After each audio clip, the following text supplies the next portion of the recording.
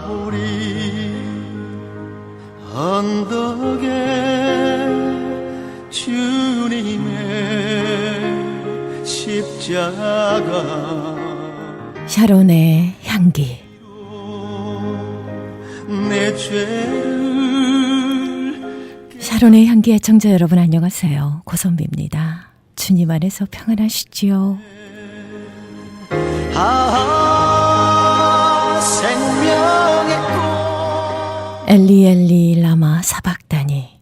하나님이여 하나님이여 어찌하여 나를 버리시나이까. 나는 다시 태어났네. 십자가에 달리시기 전날 밤에 가죽 채찍으로 39대 매를 맞으셨습니다.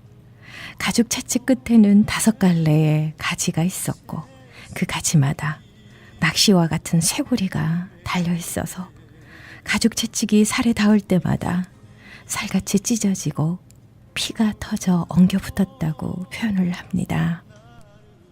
그리고 가시관을 쓰신 머리와 대못에 박힌 양 손과 양 발에서도 예수 그리스도의 보혈의 피가 흘러내리고 있었습니다. 주님은 무지한 군병의 창에 옆구리를 찔리셔서 물과 피를 다 쏟으셨습니다.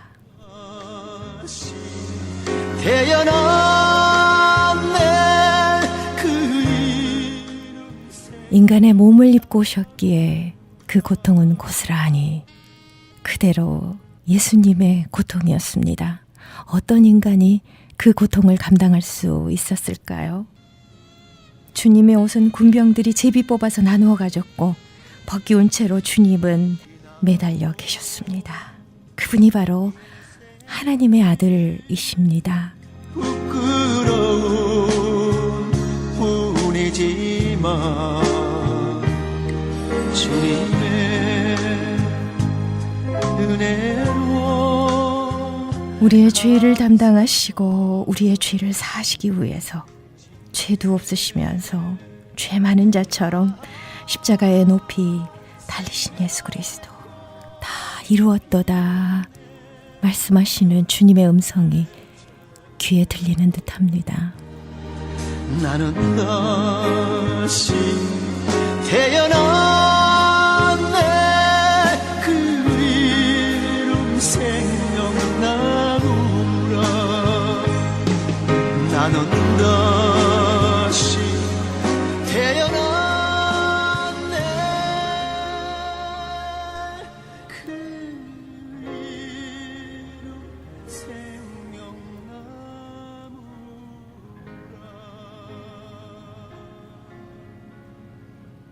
장욱조의 생명나무였습니다.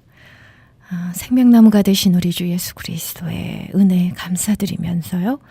오늘 샤론의 향기 문을 엽니다. 내일은 부활절입니다. 부활절의 축복을 기대하고 소망하면서요. 새롭게 태어나게 하시고 새로운 생명으로 빚어 만들어주신 주님께 감사드립니다.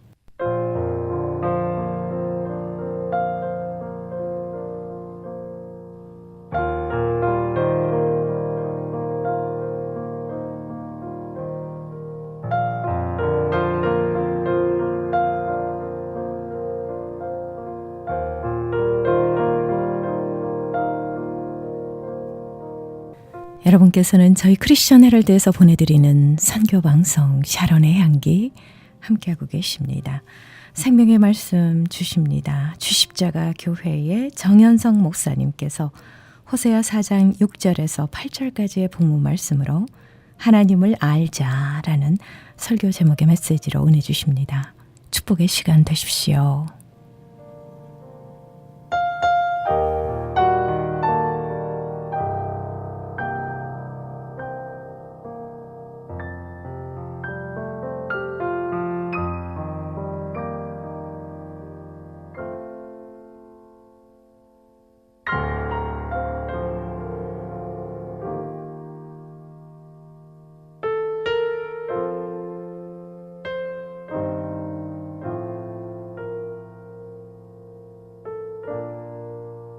오늘 하나님의 말씀은 호세아서 4장 보시겠습니다. 4장 특별히 6절에서 10절까지 말씀 보겠습니다.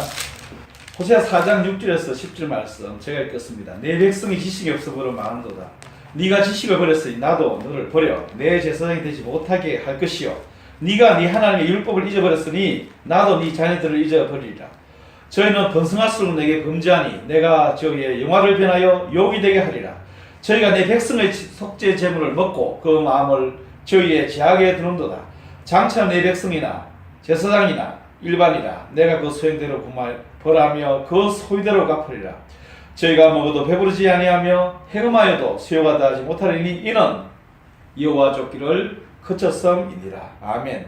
거룩하신 하나님, 이 시간도 말씀을 증거할 때에 듣는 자와 전하는 자가 함께 은혜 받고 하나님의 놀라운 역사를 체험하게 하여 주옵소서. 예수님 이름으로 기도합니다. 아멘. 지난 한 주 동안에는 참으로 큰 충격적인 그러한 사건이 있었어요. 많은 것들 중에서 우리가 잘 아는 대로 바둑기사 이세돌이가 인공지능 알파고에게 패배했다는 거예요. 4대1로 아시는 바대로 졌습니다. 그걸 통해서 큰 충격을 사실 저는 받았어요. 뭐 많은 사람들이 그랬겠죠. 그러나 충격을 받는 그 이유가 뭐냐 하는 것은 또 다를 것입니다. 단지 이것이 인간이 만드는 그런 기술 또 과학이 정말 발전하고 발전해서 인간을 유익하게 하고 문명을 더욱더 발전시키고 번창시킨다 하는 차원에서 걱정한다거나 충격받다는 것이 아닙니다. 단지 우리가 가지고 있는 이 모바일이 그것이 4.3에서 4G, 4.5, 4.6, 4.7, 4.12, 4.10, 4 흔들어 됐다 할지라도 그것 때문에 우리가 이렇게 충격을 받는 것은 아닙니다. 방 안에서 청소하는 그 로봇 청소기가 그게 지금 처음으로 가정에서 편리하게 사용할 수 있는데 그보다 더욱더 편리한 것이 나왔다 하는 그런 기술적인 발달 때문에 이렇게 충격을 받는 것이 아닙니다. 왜 그러면은 그 인공지능에 대해서 그 알파고에 대해서 이렇게 충격을 받았느냐 하면은 그 알파고가 직관을 가졌다는 거예요. 필링을 가졌다는 거예요. 감정을 가졌다는 거예요. 지금까지는 단지 숫자와 숫자의 조합과 연산을 통해서 여러 가지 많은 기능을 완벽하게 소화했는데 이번에는 이 바둑을 통해서 계산하는 것뿐만 아니라 그 모든 자료들을 통해서 직관을 사용했다는 거야. 직관을. 그래서 많은 사람들이 염려한 대로 이제 머지않아서 이 인공지능 이런 알파고들이 사람을 지배할 때가 올 것이다. 사람이 만든 그 물건이 사람을 지배할 때가 진짜로 올 것이다. 이렇게 하는 것이 사실 현실로 드러난 것이죠. 물론 우리 눈에 보이는 이 알파고 하나가 이 모든 것을 다 말해줄 수는 없다 할지라도 얼마나 기술적으로 발달한 시대 속에 우리가 살고 있습니까? 불과 5년 전에는 상상할 수 없는 것을 우리가 손에 들고 다니고 있습니다.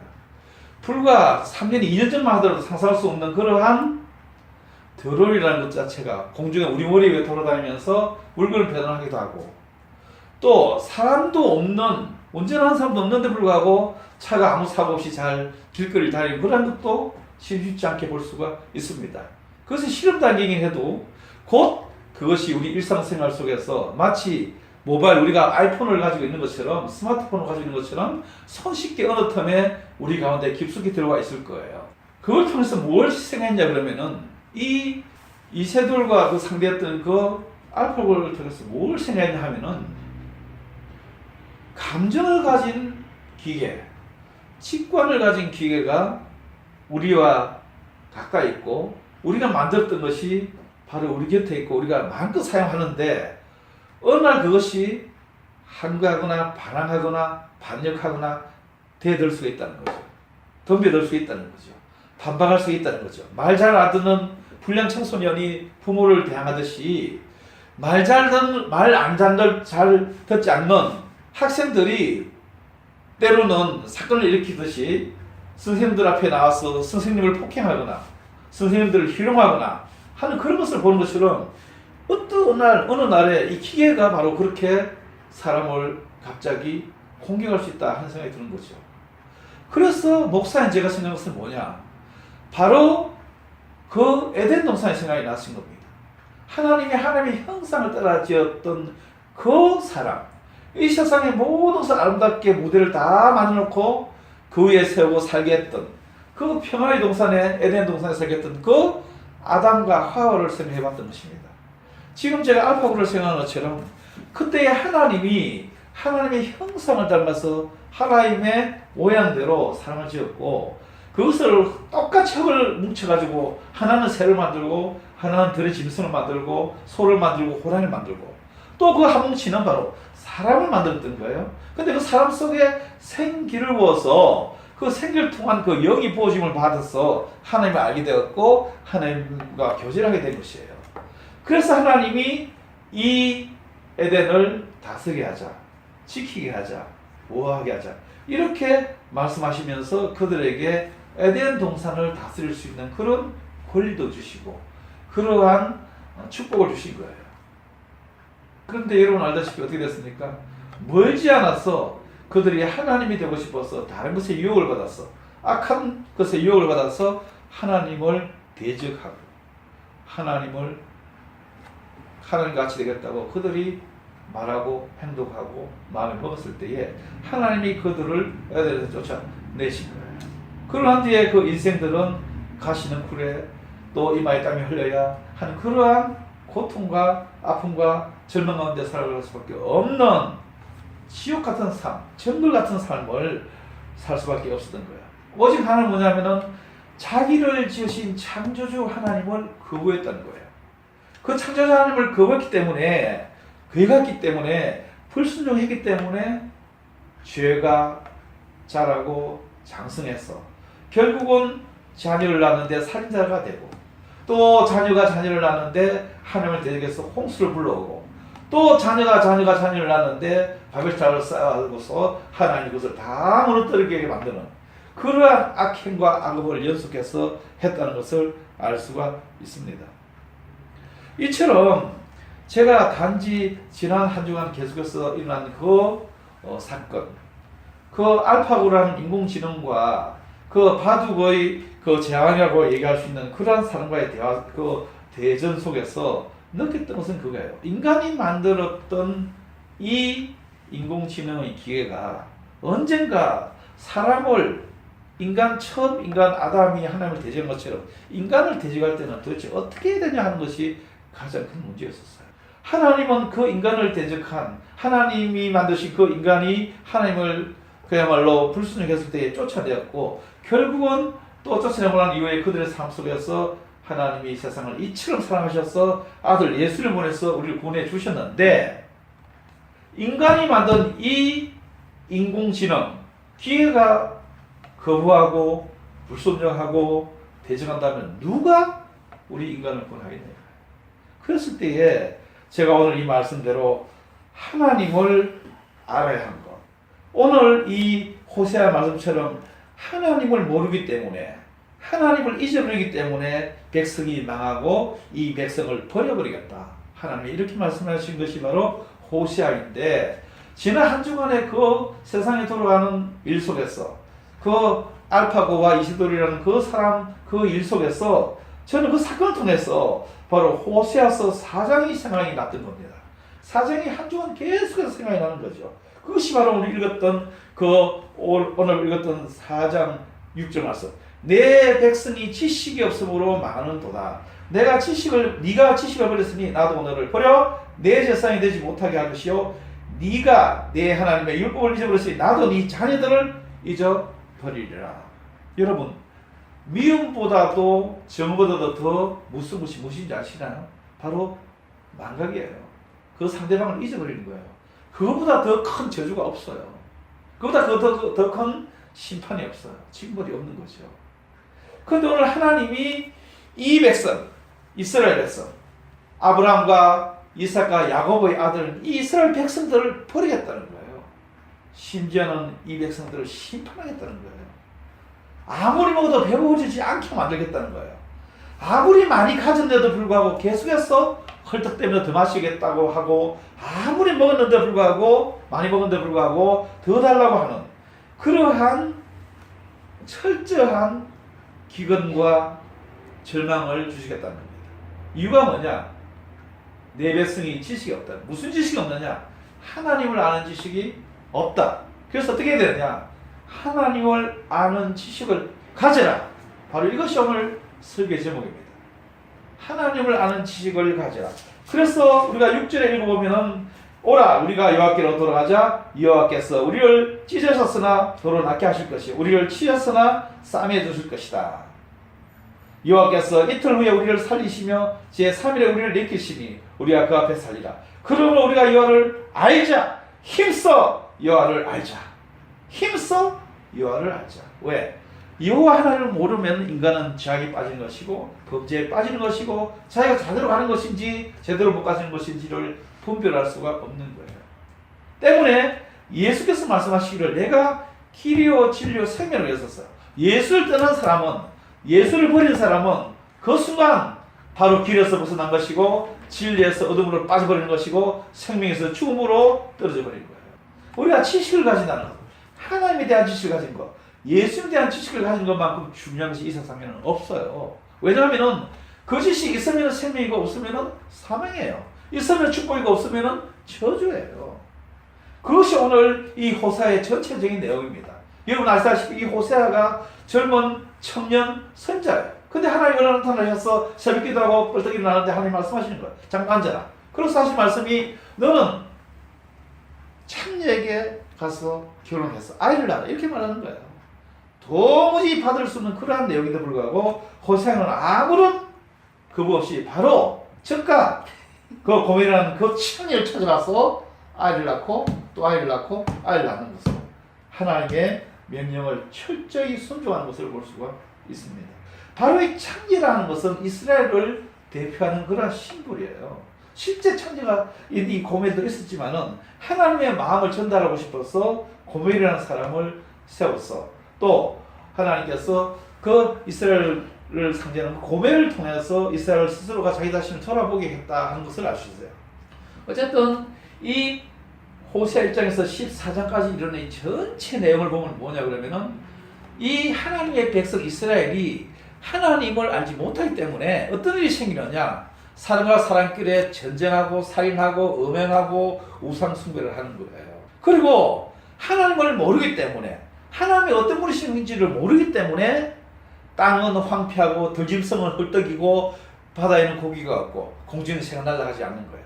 자연 환경이 파괴되고 자연이 우리 가운데서 순종하지 않고 거부하고 비가 오지 말았는데도 비가 오고 천둥 치지 말아야 되는데 천둥이 치고 기근이 나고 오래도록 가뭄이 나고 땅이 다 말라버리고 거기에 살던 많은 식물들과 생물들이 바짝바짝 말라 다 죽어버리는 그런 일이 생기는데 왜 그러냐? 바로 하나님의 사람인 우리가 이스라엘 백성이 하나님께 범죄이기 때문에 하나님이 이렇게 징벌을 내린 거예요. 그래서 우리 잘 아는 신명기 28장에 축복과 저주의 장에서 저주의 장을 보면은 하나님 앞에 불순종했을 때에 하나님께서는 나가도 저주를 받고 들어가도 저주를 받는다는 그런 내용의 약속이 있어요.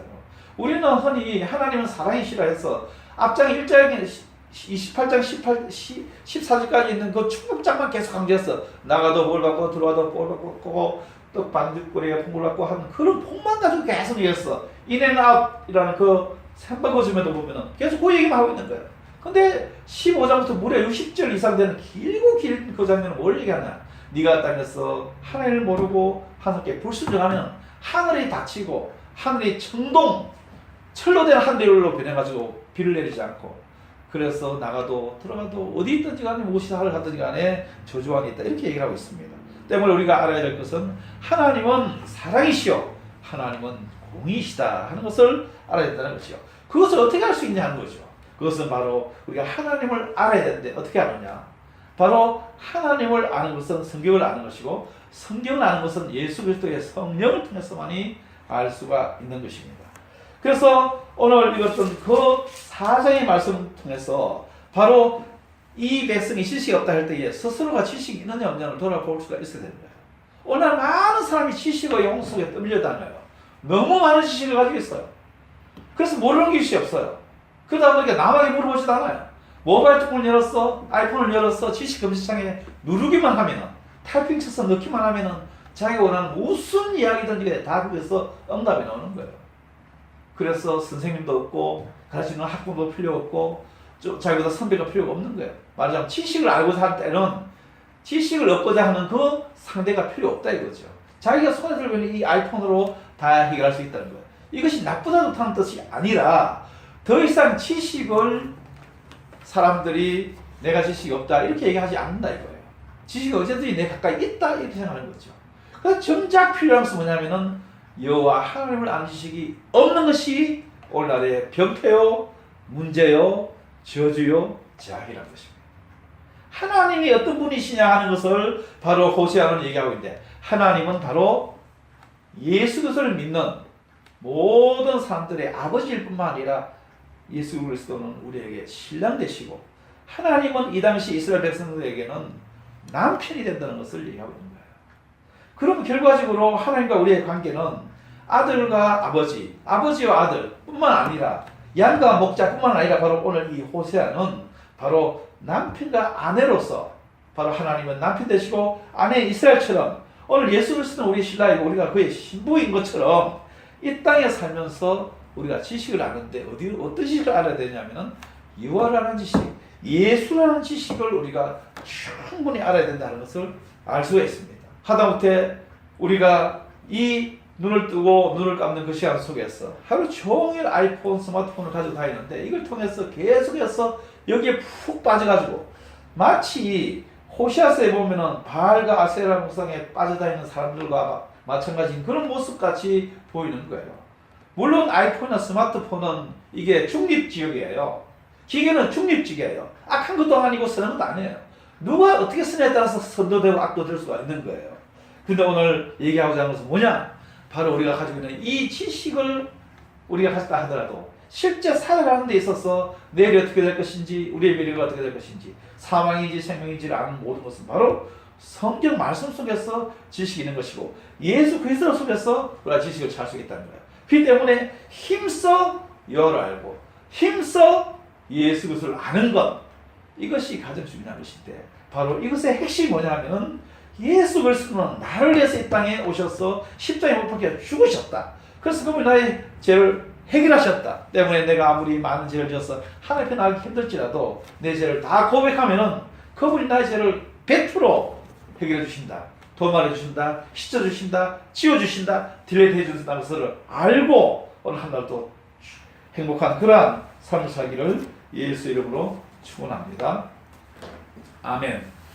할렐루야. 하나님 아버지 감사합니다. 참으로 혼란의 시간, 참으로 엄청난 고통의 시간을 겪었습니다. 그러나 결론은 바로 하나님을 아는 것으로부터 모든 문제를 풀 수가 있나이다. 우리 이 세상에서 살면서 너무나 혼미하고 어지럽고 어떻게 살아갈지 모를 때에 길 되시고 질 되신 예수 그리스도 그분 앞에서 의뢰하고 그분과 동행하는 삶만이 확실히 이 세상 하루 1년 10년 살아갈 수 있다는 것을 알 수가 있나요? 하나님 우리를 지켜주시고 우리를 인도해 주시고 우리를 보호하여 주시옵소서. 예수님 이름으로 기도합니다.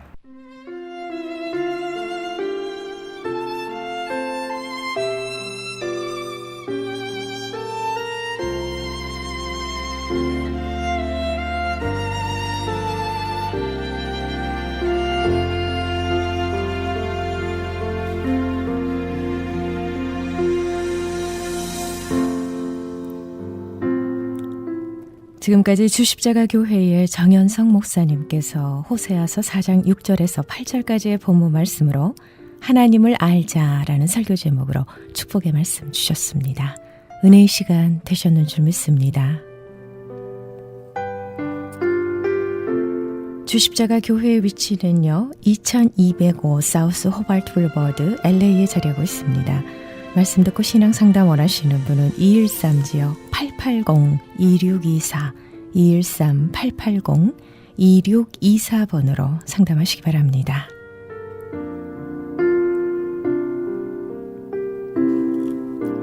여러분께서는 저희 크리스천 헤럴드에서 보내드리는 선교방송 샤론의 향기 함께하고 계십니다. 이 프로그램은 저희 웹사이트 www.chtv1888.org ch라디오를 통해 편안한 시간에 다시 들으실 수 있습니다. M3를 아십니까?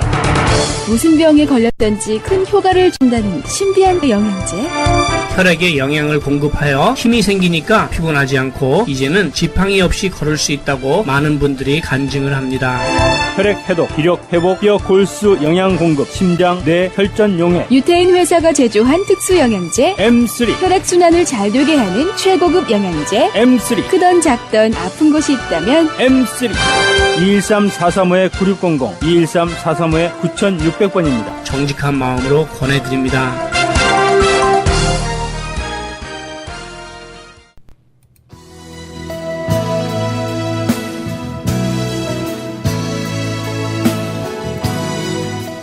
평신도를 깨운다. 국제 23기 제자훈련 지도자 세미나. 평신도를 깨워 예수의 온전한 제자로 세우는 제자훈련 지도자 세미나가 남가주 사랑의 교회에서 오는 4월 18일 월요일부터 23일 토요일까지 진행됩니다. 제자훈련 지도자 세미나는 제자훈련의 철학과 구체적인 사역 방법론을 제시하며 세상을 변화시키는 생명 공동체로 이민교회를 보다 건강하게 세울 것입니다. 사랑의 교회 오정현 담임 목사와 남가주 사랑의 교회 노창수 담임 목사가 주 강사로 진행되는 제자훈련 지도자 세미나에 목회자 여러분을 초청합니다. 등록 마감은 3월 31일 목요일이며 등록처는 남가주 사랑의 교회 국제제자훈련원 714지역입니다. 635-3000번, 714-635-3000번으로 문의해 주시기 바랍니다.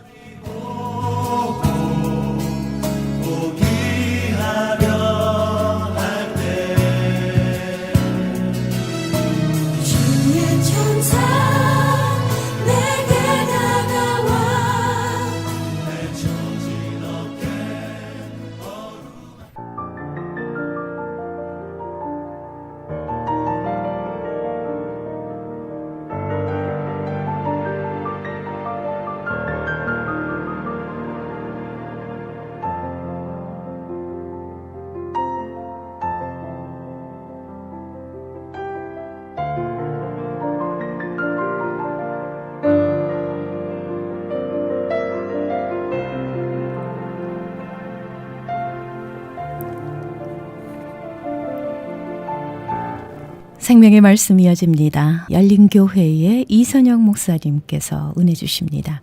고린도전서 1장 17절부터 25절까지의 본문 말씀으로 십자가의 짐을 질 수 있습니까? 라는 설교 제목의 메시지입니다. 말씀을 통해서 은혜 많이 받으시기 바랍니다.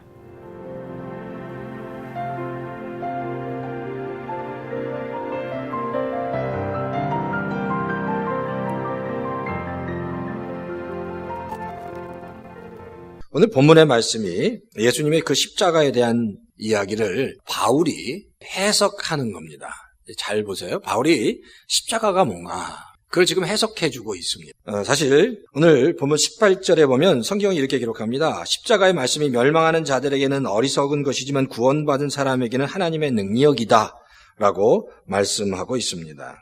그리고 24절 25절에 보면 유대인들에게 또 그리스 사람에게는 이 십자가가 꺼리낌이고 또 이방 사람들에게는 어리석은 거지만 부르심을 받은 사람에게는 하나님의 능력이 된다라고 말씀하고 있습니다.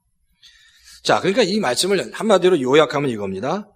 이 십자가를 이해하는 데 있어서 세상의 지혜로는 이 십자가를 이해할 수 없다. 왜? 하나님께서 세상의 지혜를, 세상의 총명을 패하시고 멸하셨기 때문이다라고 바울은 선포하고 있습니다.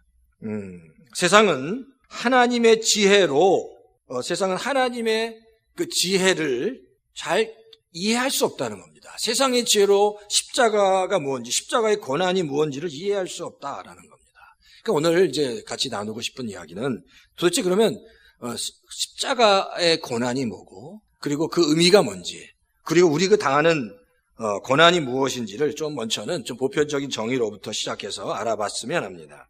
자, 우리가 고난이라고 할 때 사실 고난이란 모든 사람이 경험하는 겁니다. 그러니까 고난의 이슈는 모든 사람에게 다 이렇게 펼쳐져 있습니다. 한 사람만, 어떤 사람만이야, 모든 사람이 다 고난에 있다는 겁니다. 어떤 분이 고난을 당할 때 이렇게 생각하는 분이 있습니다. 왜 나만 지금 이런 고난을 당하나? 왜 나만 지금 이 어려운 가운데 빠져 있나? 왜 나를 이렇게, 내가 이렇게 힘든 가운데 있어야 하느냐라고 생각할 수 있습니다. 내 주변의 사람들을 보면 내 주변 사람들은 다 행복한 것 같고 그렇게 어렵지 않은 것 같고 고난이 없는 것 같은데 왜 나만 이런 고난이 있어야 되는가? 나만 이런 어려움이 있어야 되는가라고 생각합니다. 근데요, 그렇지 않다는 겁니다. 멀리서 봐서 잘 몰라서 그렇지 한 사람 한 사람이 다 몹시 정말 많은 고난들을 가지고 있다라는 겁니다. 모든 사람들이 고난을 겪고 있다는 겁니다. 고난이 없는 인생이 없다는 겁니다. 다 누구나 말할 수 없는 고난들이 다 있어요.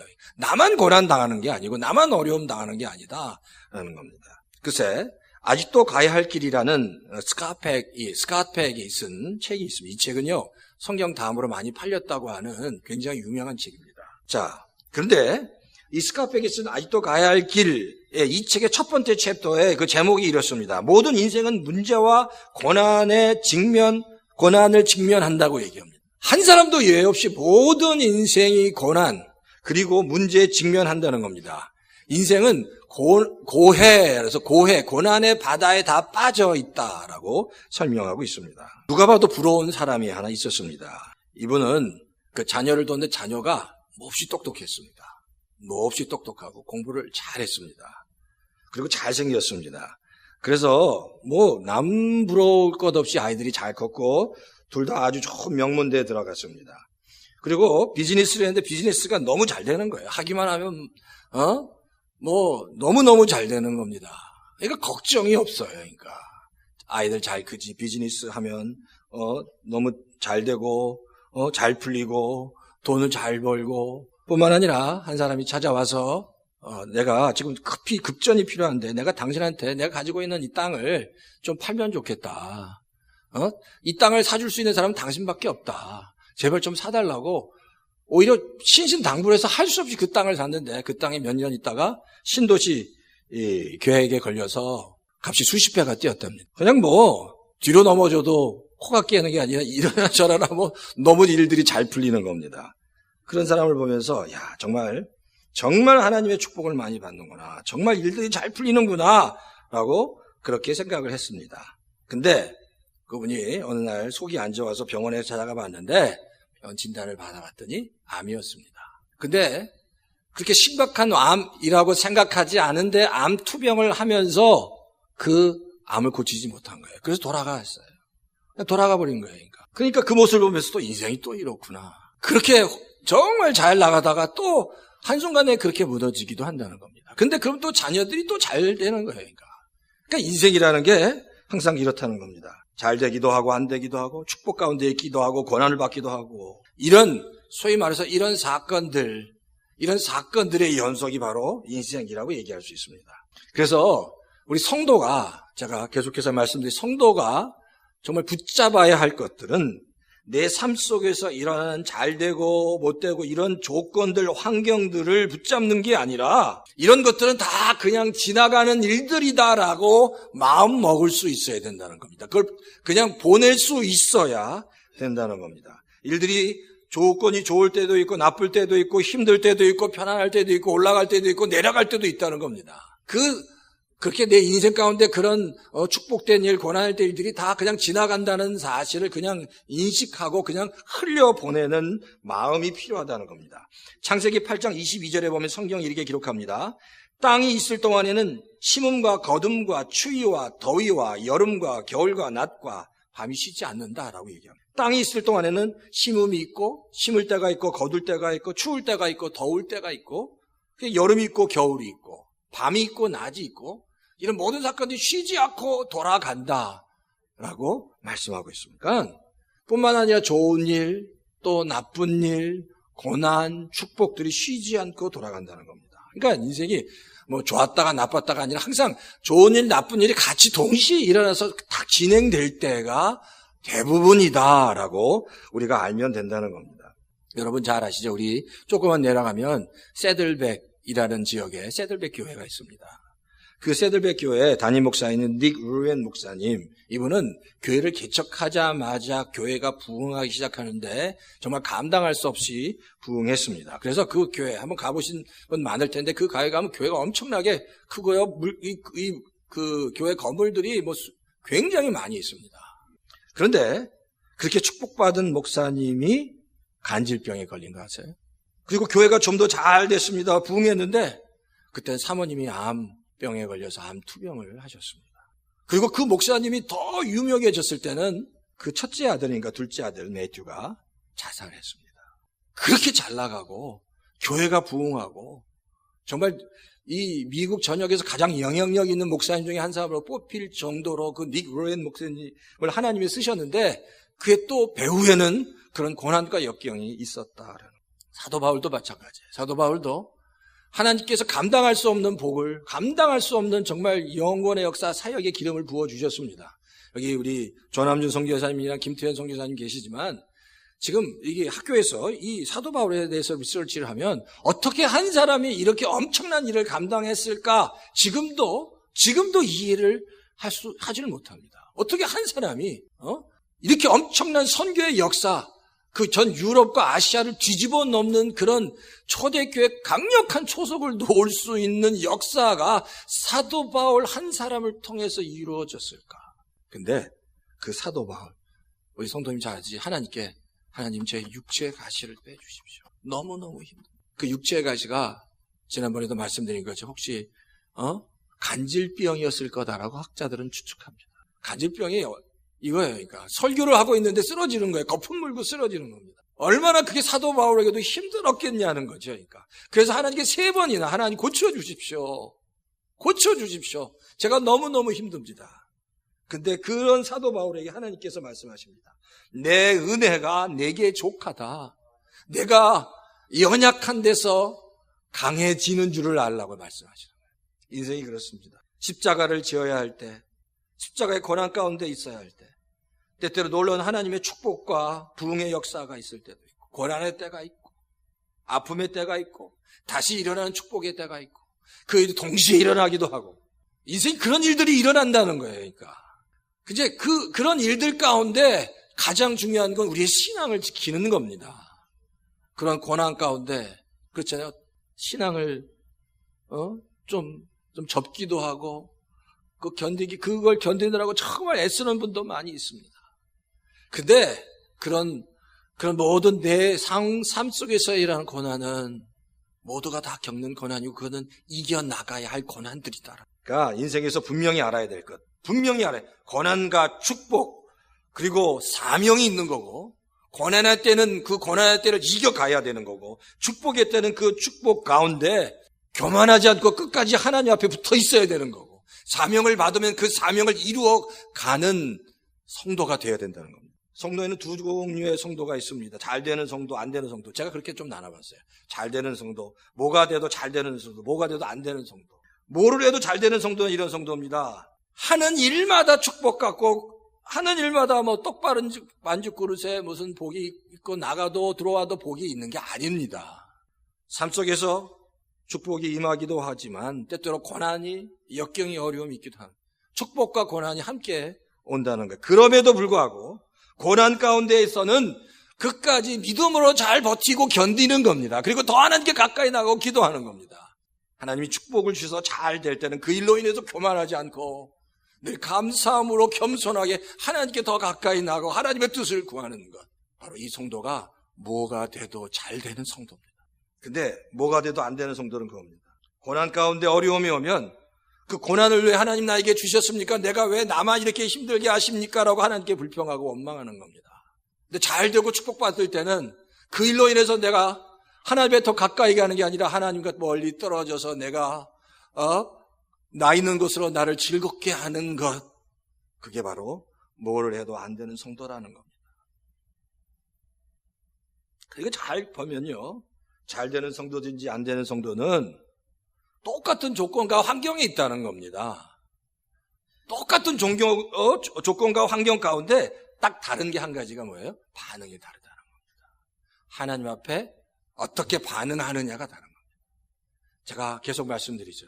이 땅에서 그냥 잘 사는 것, 그냥 하나님 없이 잘 사는 것은 절대 축복이 아니다라고 분명히 나에게 얘기할 수 있어야 됩니다. 하나님과 상관없이 잘 사는 것은 절대 축복이 아니에요.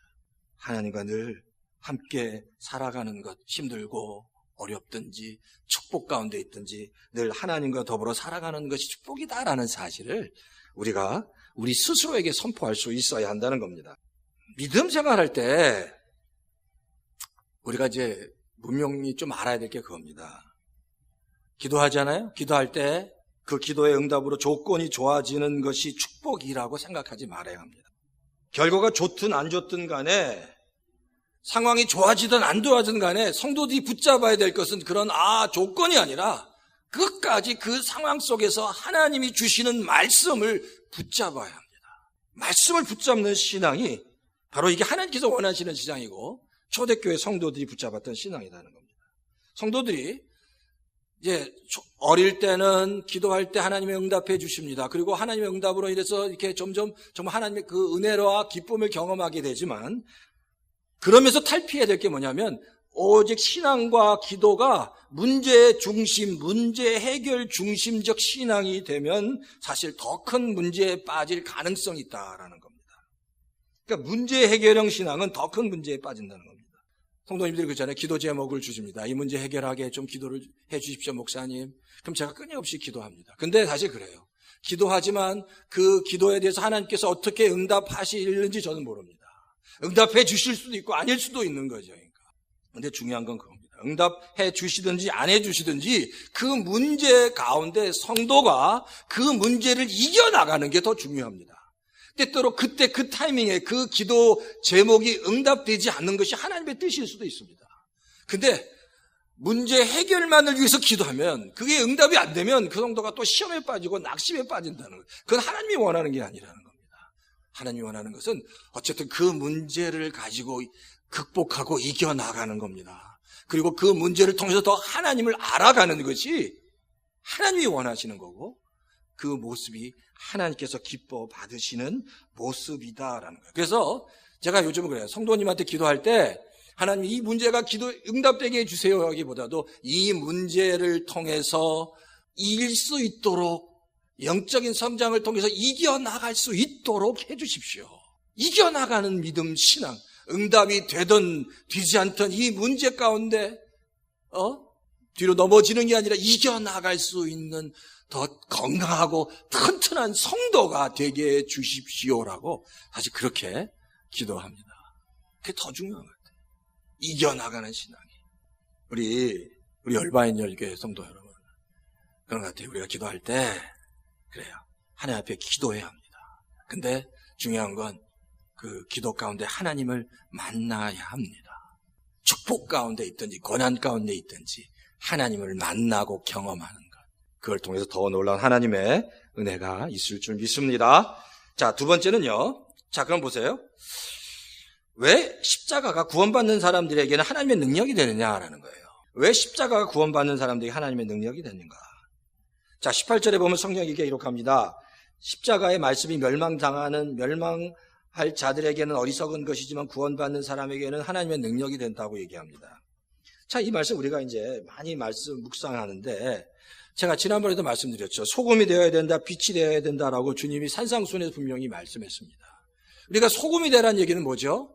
세상이 부패했는데 부패를 막으라는 얘기입니다.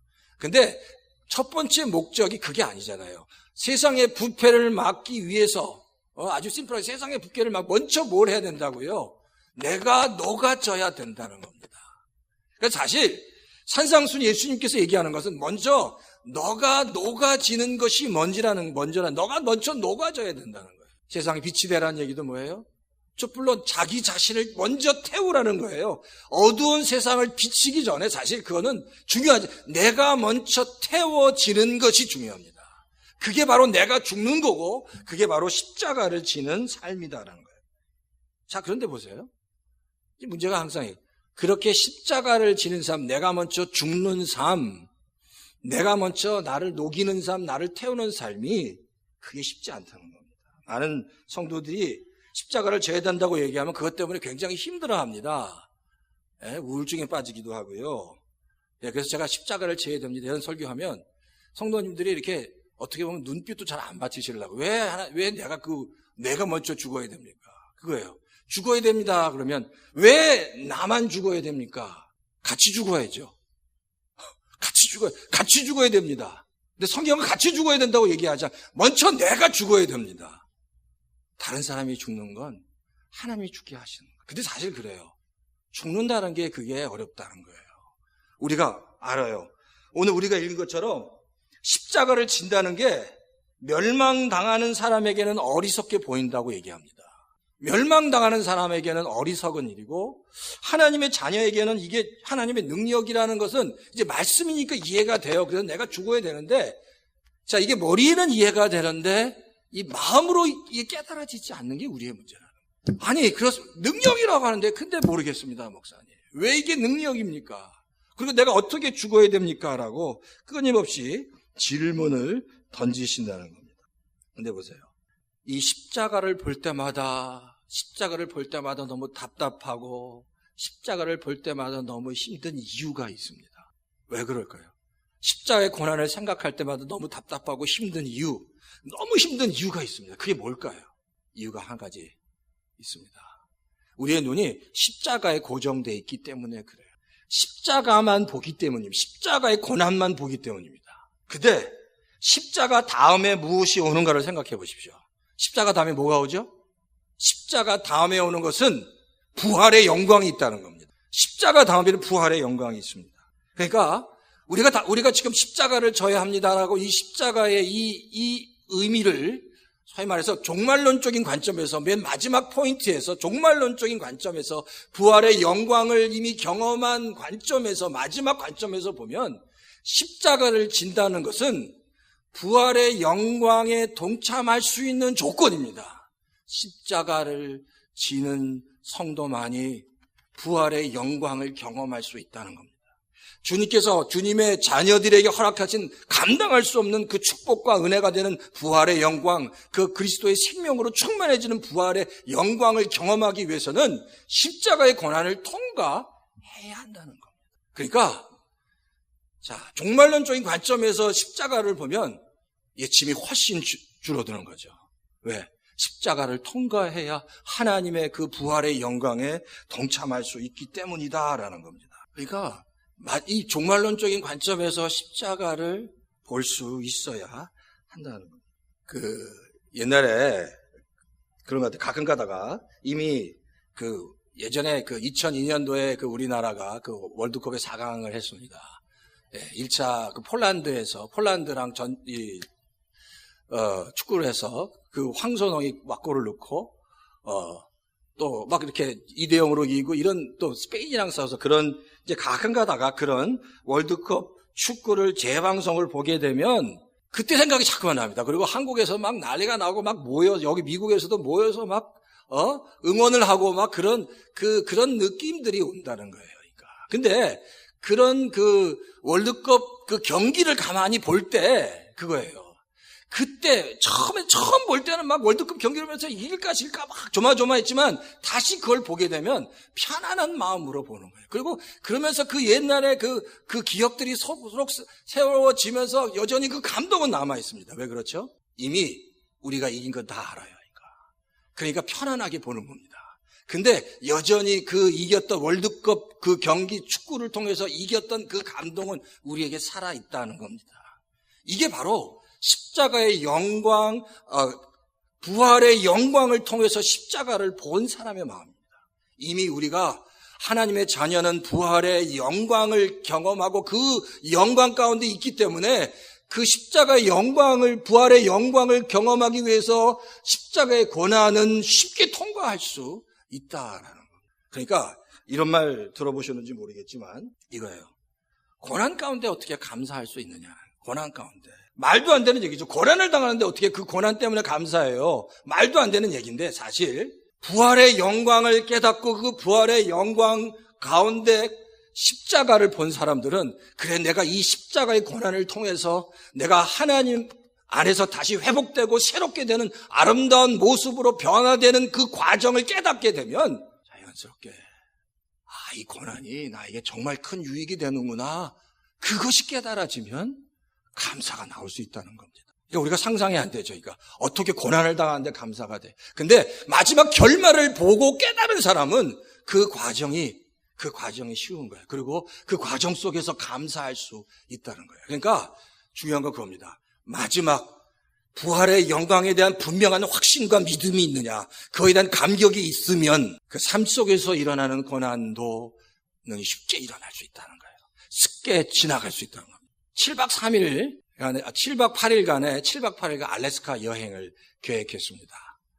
예, 거기 가서 크루즈도 타고 비행기를 타서 알래스카 전역을 한번 보기도 하고, 알래스카에서 가장 많은 연어 회도 먹고, 거기서 좋은 친구도 만나고, 그런 계획을 다 했습니다.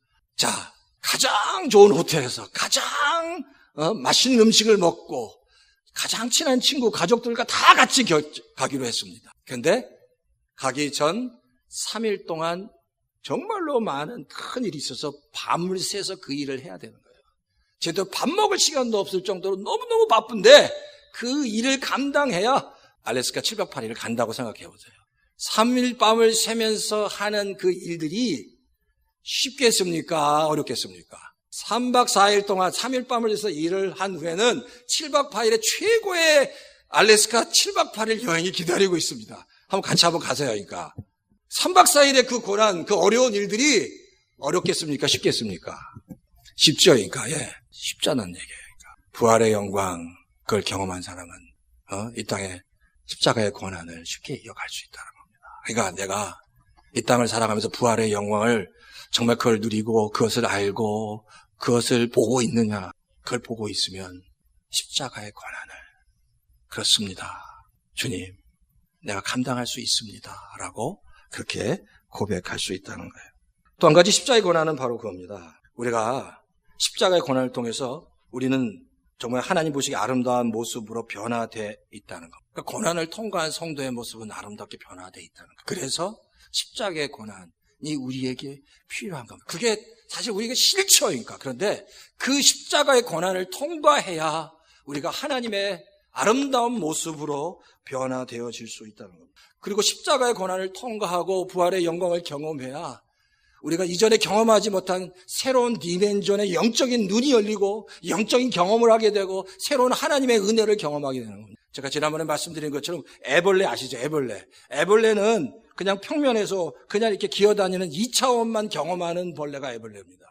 근데 그 애벌레가 허물을 벗고 나비가 되는 순간에 2차원적인 2차원에서 3차원 공간을 경험하는, 이전에 도대체 상상하지도 못한 새로운 디멘전에서 새로운 경험과 눈이 열리는 역사가 애벌레가 나비가 되는 역사처럼 우리가 십자가의 고난 가운데 그것을 깨닫게 되면 이전에 경험하지 못한 새로운 영적인 경험들을 우리가 하게 된다는 겁니다.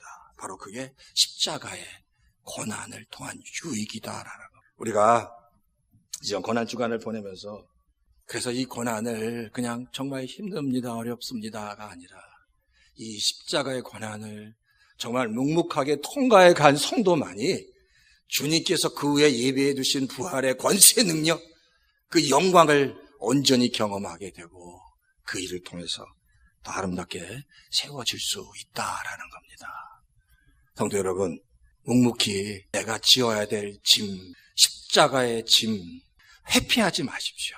기쁨으로 짓고, 그렇습니다, 이걸 통해서 내가 다시 새로워질 수 있습니다. 이걸 통해 갈 때 하나님께서 예비해 주신 부활의 권세와 영광을 경험할 수 있습니다.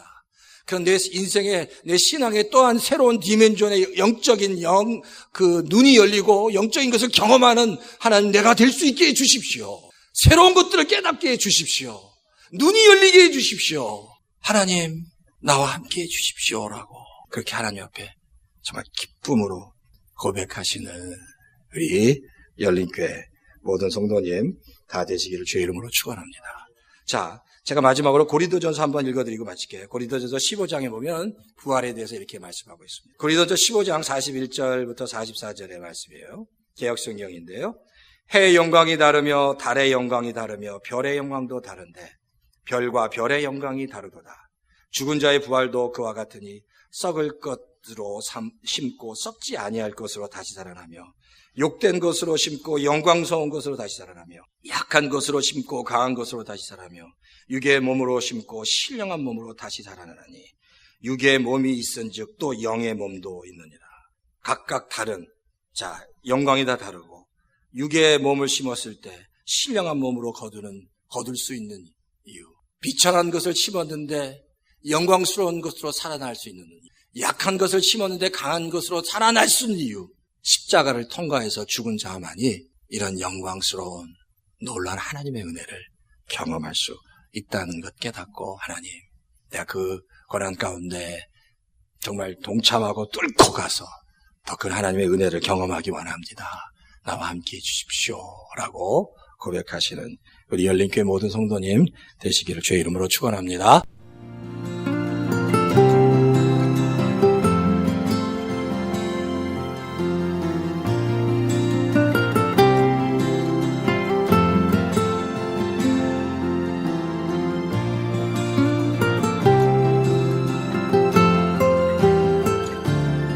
지금까지 열린교회의 이선영 목사님께서 고린도전서 1장 17절에서 25절까지의 본문 말씀으로 십자가에 짐을 질 수 있습니까? 라는 설교 제목으로 은혜로운 말씀 주셨습니다. 축복의 시간 되셨는 줄 믿습니다. 얼바인 열린교회의 위치 소개를 해드립니다. 1701 에딩거 애비뉴 산타아나에 자리하고 있습니다. 말씀 듣고 신앙 상담 원하시는 분은 714지역입니다. 647-9161 714-647-9161번으로 상담하시면 되겠습니다.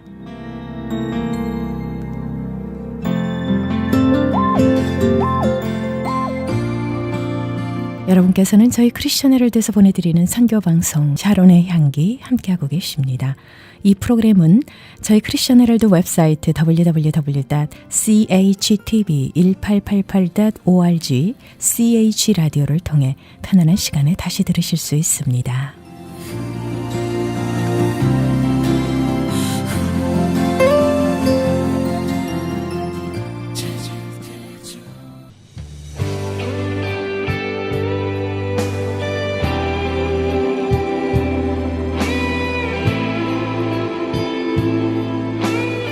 은혜로운 찬양 사랑합니다 나의 예수님, 이 찬양 함께 하시면서요 샤론의 향기 여기서 마무리합니다.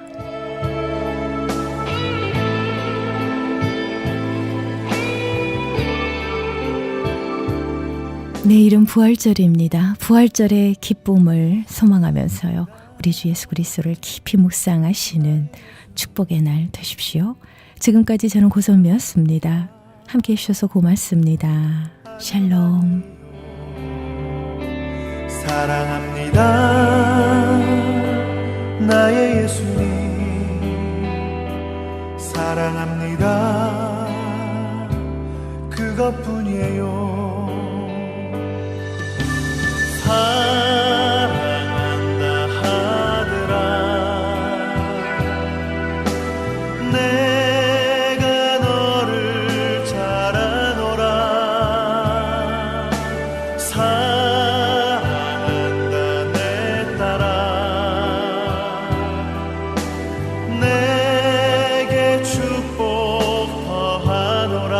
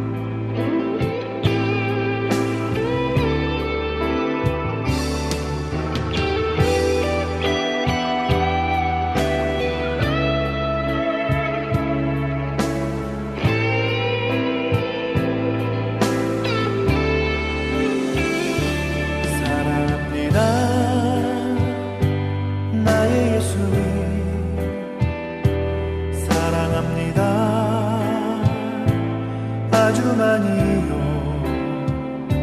사랑합니다 나의 예수님 사랑합니다 그것뿐이요